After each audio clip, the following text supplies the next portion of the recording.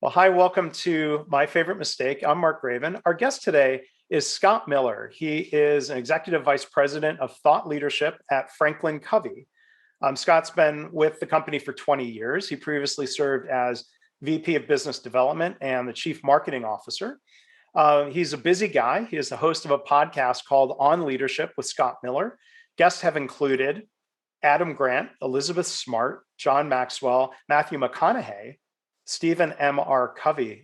That's quite a list. So before telling the audience more about you, Scott, let me first say welcome. Thanks for being here on this podcast. Mark, my pleasure, man. Thank you for turning your spotlight onto me for my new book. I'm grateful. Oh, sure. I'm happy to have you here. I think we'll learn a lot today, and I know there's some good stories. So the books, and for those of you who are watching on YouTube, you can see kind of behind Scott. For those who are just listening, I'll give you a little bit of a rundown. He's author of books including Everyone Deserves a Great Manager, Management Mess to Leadership Success, 30 Challenges to Become the Leader You Would Follow. And he's got a new book. It's going to be available May 11th, Marketing Mess to Brand Success, 30 Challenges to Transform Your Organization's Brand and Your Own. And you can also see peeks behind you, Scott. You've got quite a pipeline of books in the future. Can you tell us about that a little bit? Sure. So the first book that I wrote, Management Mess to Leadership Success, really just all focused on my own messes as a leader inside a leadership development firm for, over 25 years. And it got some traction, some success, right? It sold about 100,000 copies the first year, which is not too shabby for a first-time no-name author. And there was just something in this idea of owning your mess. Everybody's got a mess. So as a leader, show the vulnerability to own your mess, because when you do, you make it safe for others to own theirs. So the publisher signed me to a 9-volume deal over 8 years in the Mess to Success series. So today's topic is Marketing Mess to Brand Success. I was the chief marketing officer for almost 8 years at this global public company. And then I've just finished the manuscript for Job Mess to Career Success, based on the ups and downs, mostly ups, but some downs of my own career. And now I'm finishing the final touches on the fourth book called Communication Mess to Influence Success. It'll come out in 2022. And then there are about 4 or 5 more. Let's see, there's Sales Mess. There is Parenting Mess to Launch Success, Relationship Mess. There's a whole bunch of them that are coming out. In fact, the Parenting Mess to Launch Success will be co-written by my oldest son. I have 3 boys right now. Mm-hmm. And so I got to get closer to launch before I have any credibility on the launch part. But I appreciate you asking about the series. I'm delighted the response has gotten so far. Yeah. And one of the reasons I was so excited to have you here on the podcast, it seems like philosophically, there's a really strong alignment. You're using the word mess. Yeah. Here we talk about mistakes, but everything you said aligns with the theme here of, owning mistakes and being open and creating a culture where that's okay, because that drives learning instead of blame or feeling sorry for ourselves. Well, that's why I love your podcast, why I came on, because I think the days are gone where people are disconnected from leaders. They're on pillars, they're on columns. No, I mean, people want to relate to their leaders. They want to respect them and learn from them. But I think the greatest teaching moment that any leader can offer their team is to talk transparently, vulnerably, open about the mistakes you've made, to use those mistakes, as you call them. I call them messes, the same exact thing, to teach through them, to use them as a learning point, because when you own your mess, you make it safe for others to own theirs. If you're seen as being untouchable and perfect and pristine, then no one's going to take risks. No one's going to tell you the truth. No one's going to surface their problems where others can learn from them. I want my people that work for me, report to me. I am an entrepreneur. I have employees. I want them to own their mess immediately. And if they trust that I have an open culture, they're going to take some more risks. They're going to be more abundant with information and talk about their fears, their passions, their challenges. It's just the culture I want to work in. Mm-hmm. It doesn't license mistakes, right? It's not making an environment where you want people to make mistakes. It's creating an environment where it's safe to make mistakes, report them immediately, and have the maturity, the emotional maturity to share them and have everybody learn from them versus try to hide them or sweep them under the rug. Right. Because mistakes, just building on that, being open about mistakes isn't a license to be reckless. That's right. But even when people are being careful and thoughtful and well considered, there still end up being decisions, whether that's in the realm of leadership, deciding who to hire, or from a marketing standpoint, what kind of messaging or campaign to go with. There could still be mistakes, even with our best education and efforts and intentions. So on that, I guess maybe I'll just jump right into the question that you're expecting, because we ask everybody here on the podcast. Scott, with all the different things you've done, what would you say is your favorite mistake?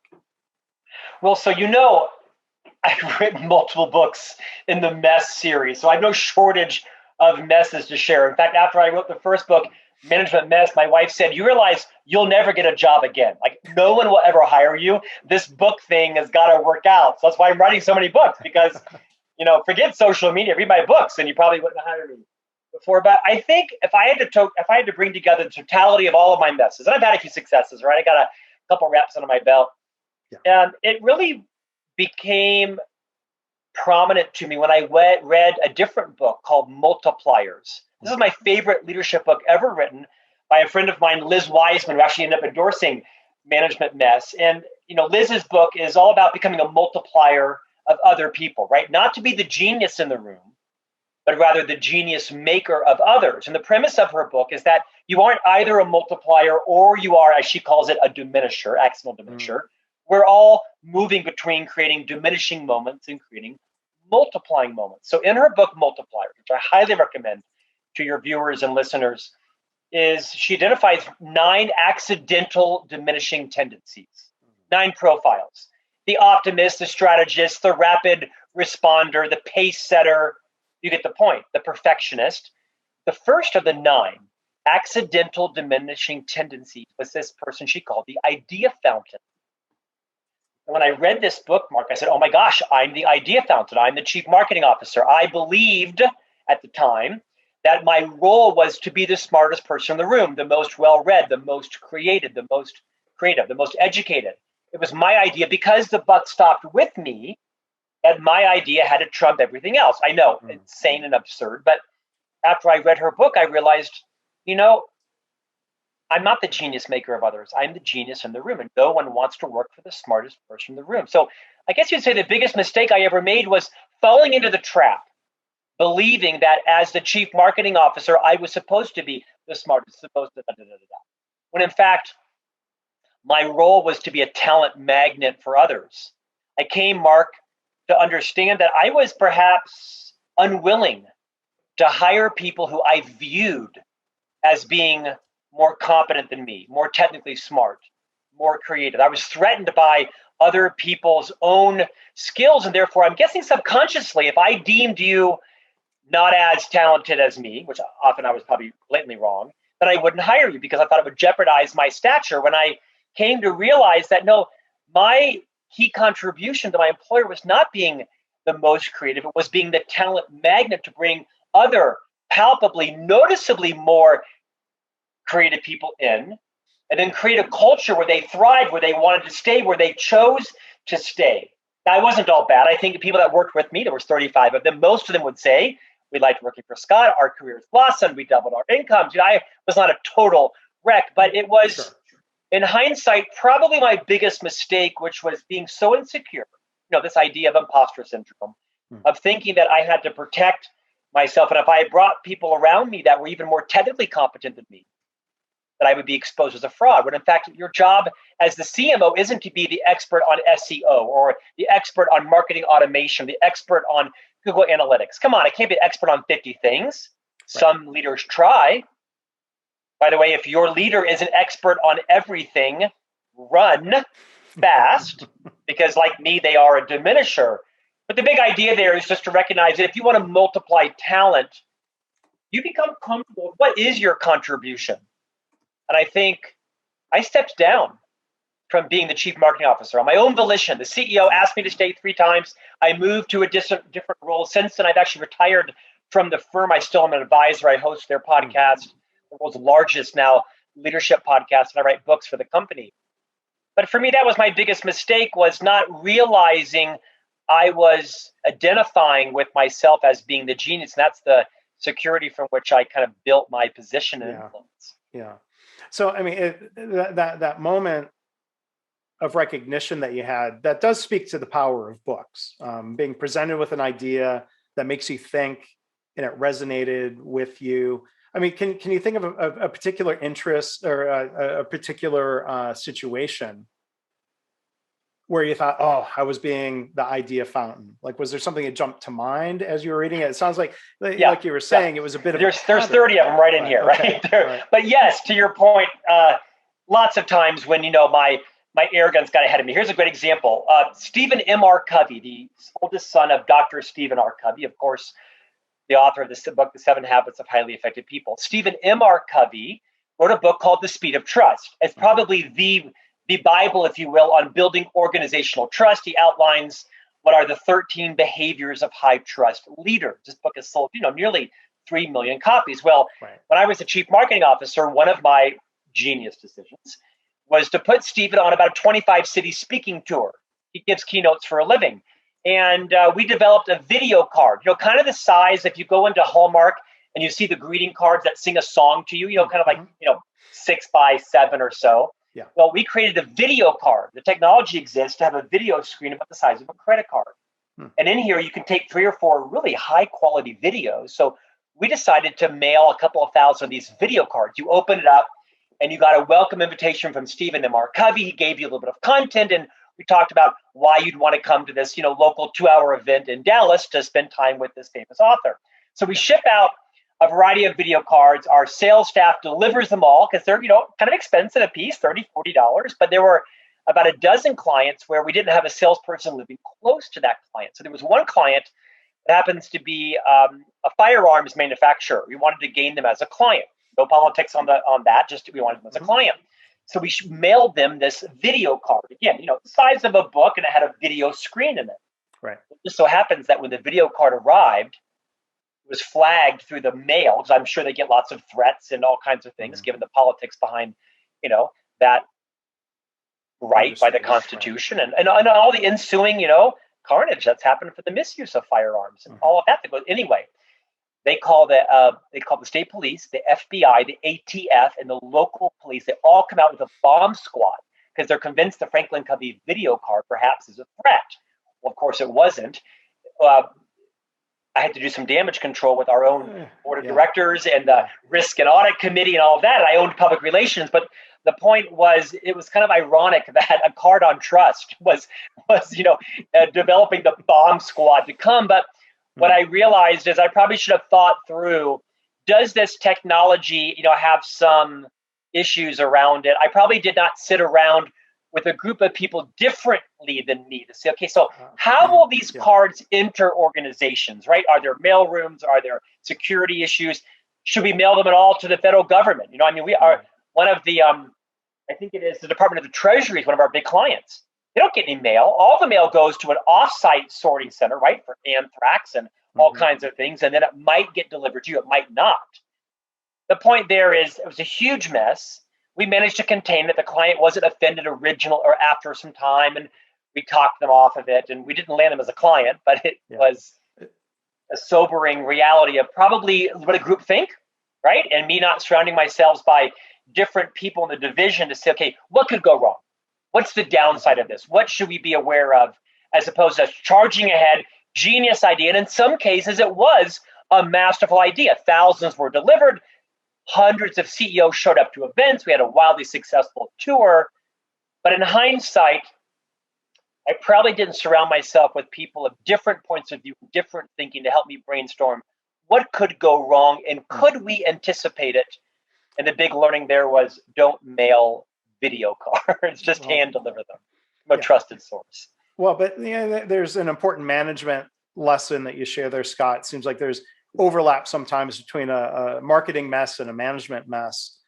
But I think of different workplaces where leaders, it's for one thing, as you were saying, surround yourself with people with different backgrounds and different perspectives. That is really valuable.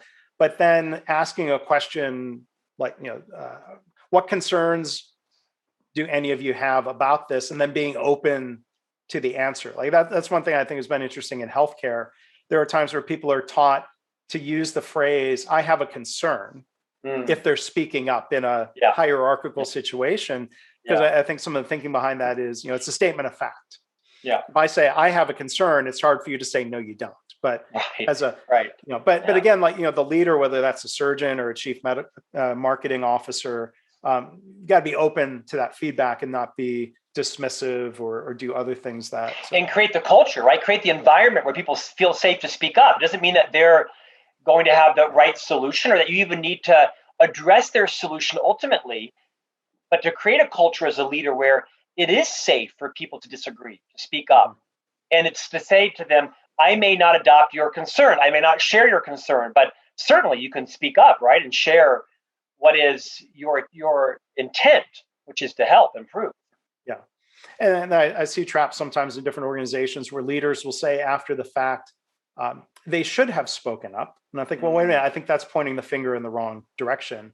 If that culture wasn't there, if it's not a trust environment. Well, one of the challenges I write about, Mark, sorry, I interrupted you. That's right. One of the challenges I write about is that point you make, which I say to sales leaders and marketing leaders, but to any leader.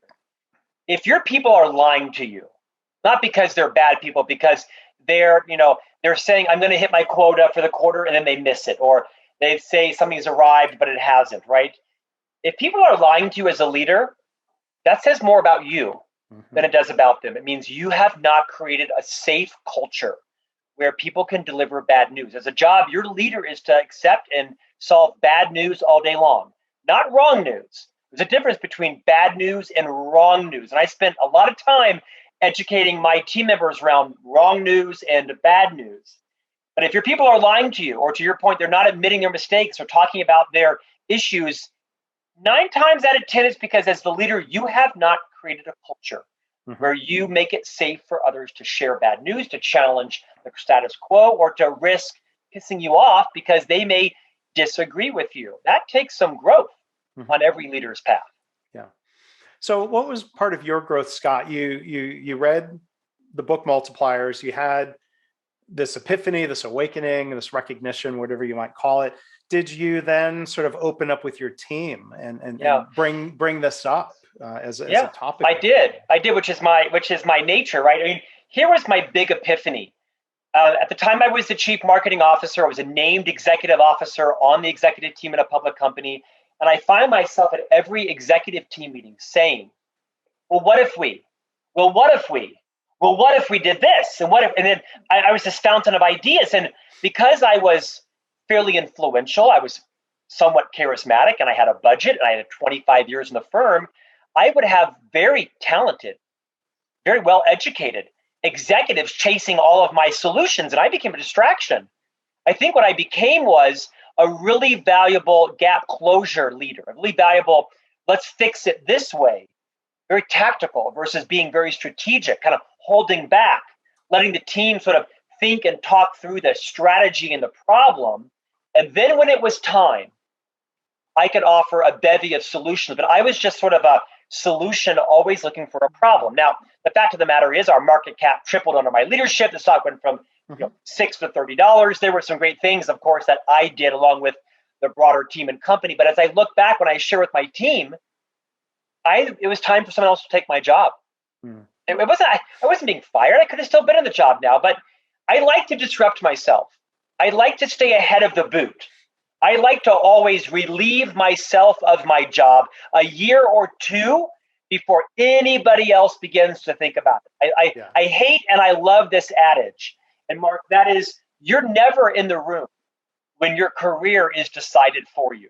Right? If you're the CEO, the board is deciding it in private. If you're the senior vice president, the CFO, and the CEO are deciding it for you. If you're a frontline sales manager, right, you're never in the room when your career is being decided for you. And I didn't want that to be the story of my career. So I quite proactively moved myself out of that job, not because I was a mess, because I had messes and they were also diminishing other people. I needed to go find my voice on the next phase of my career. Yeah.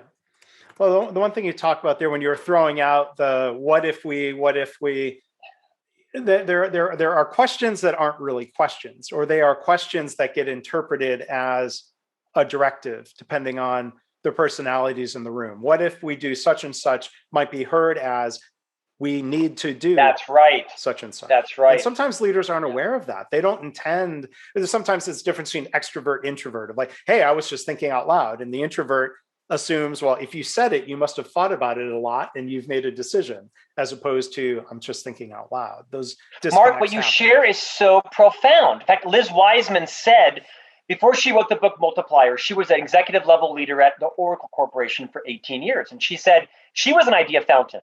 And that finally on her door at Oracle, which was like a whiteboard, she wrote in big writing, "Ignore me as needed to get your job done." And I thought, that's so great. It just shows like a mature leader to realize, you know what?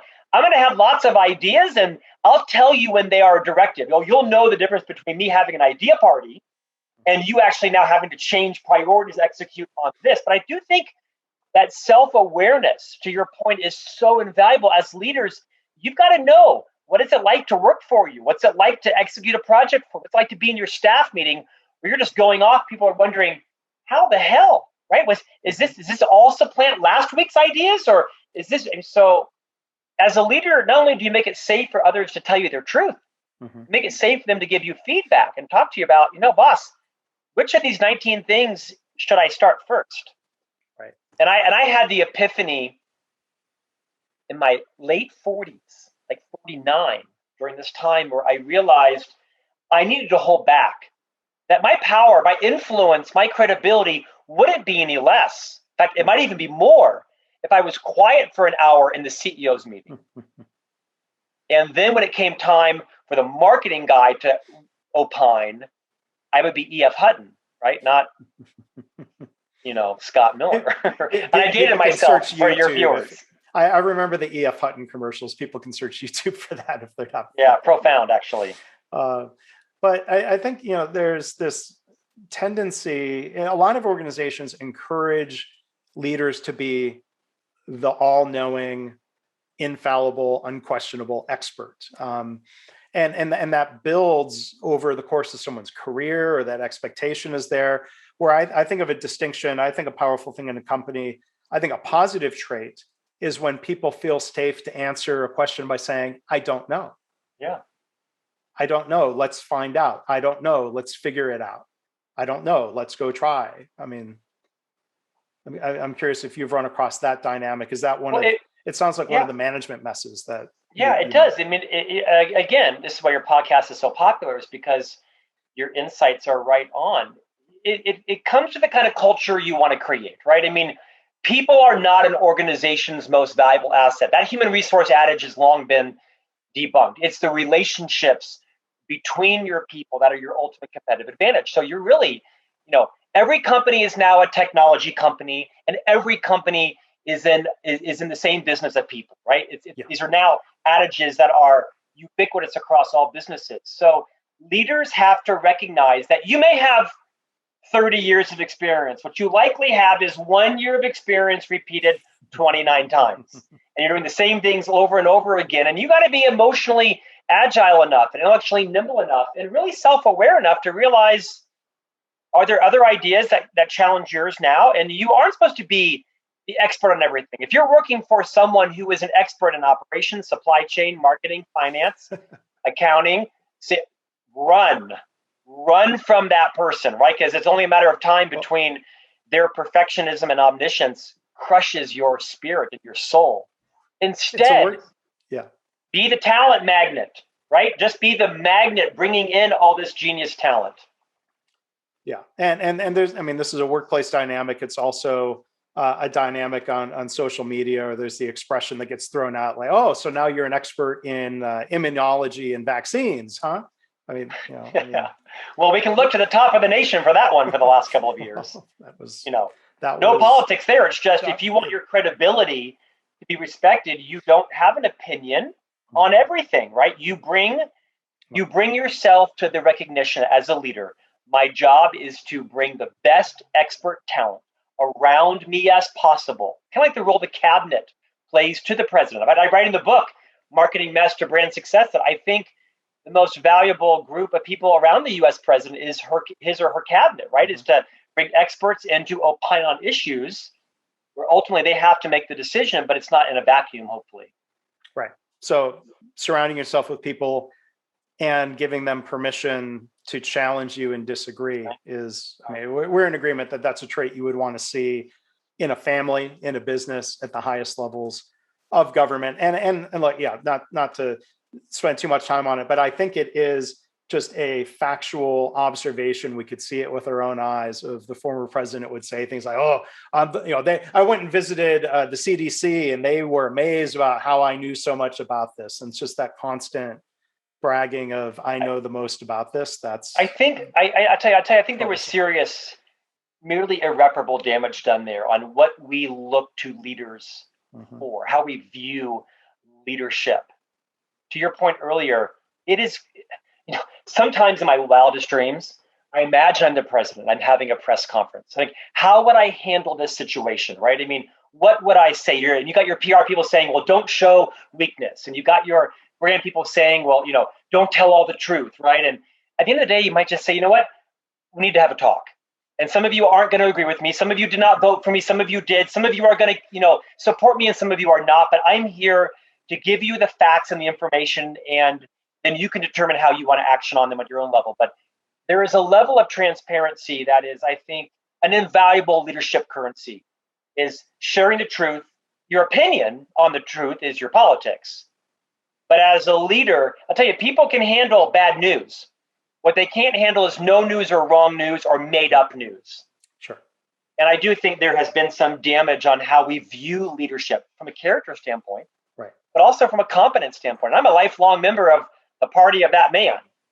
But I think we got to relook at the characteristics we view as being, comprising great leaders. It'll come back around. Yeah, and one example, I guess, we'll talk about a little bit more. Before the 2016 election, I wrote a blog post where I would call out a leader from either party. Yeah. But the statement was, well, when I was in business, I was a great leader because people did what I told them to do.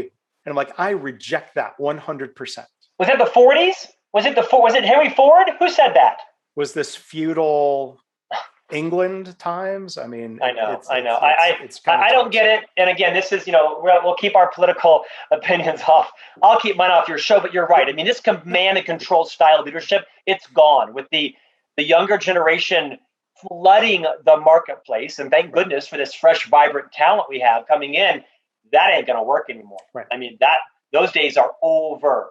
Right. And we're talking the leadership components here. And, the one time I had the blessed opportunity to do a one-on-one conversation with Dr. Stephen M.R. Covey for a different podcast series. He actually brought up the phrase command and control and how damaging that is in organizations. So these are the leadership concepts. But back to one of your other books, though, on Management Mess. One thing I wanted to ask you before we wrap up, Scott, you talk about management. You've got a book about people deserving a great manager. Yes. People love sometimes to no end debating the words manager versus leader. Are they synonyms? Do they really mean different things? What's your thought on that? Yeah, to your point, I'm not really caught up on this, but I could hold my own, right? And if someone wants to debate me on it, 30 years in the leadership development industry, I did author a book called Everyone Deserves a Great Manager, the 6 Critical Practices for Leading a Team.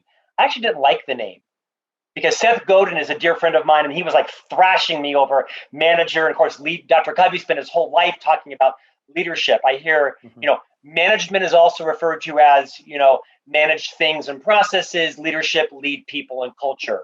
Management is working in the system. Leadership's working on the system. Yeah. Here's what I think. I think there are times when managers can be better leaders. And I also think there's times when leaders can be better managers, because in some cases we've elevated leaders to, vision and mission and culture and strategy, but they can't manage the P&L. They can't determinate someone to save their life. They can't, literally manage a pipeline of opportunities to make sure you actually hit your quarterly financial commitment. So I think sometimes leadership can be so aspirational where nothing gets done. It's all about consensus building and building culture. Yes, that's important. And you got to deliver on your second quarter revenue and EBITDA promises to your investors, or your analyst will skewer you and your stock will go to $6. So there is a fine balance of knowing when to manage, including manage people. Some people need to be managed at certain parts of their career. And when do you lead people? And then when do you manage systems versus when do you lead systems? I don't mean this to be convenient, but I think it's just a delicate balance, like clutching the gas, right? When I was 15, my father horrifyingly taught me, of course, how to, drive a stick shift Jeep. There's all kinds of lurching back and forth, and but it's that delicate. Now it's effervescent. Right now, it's just done unconsciously. I don't even think about it. My wife, who is much more talented than I am in every aspect of life, cannot get our car up the hill. We have a vintage Volkswagen. To save her life, she could not drive the car up the hill. 3 weeks from now, when she put the time into it, she would do it naturally, right? Like management leadership, you got to kind of pay the price to know when to use either, and then it becomes reflexively unconscious for you, gas and clutch. Yeah.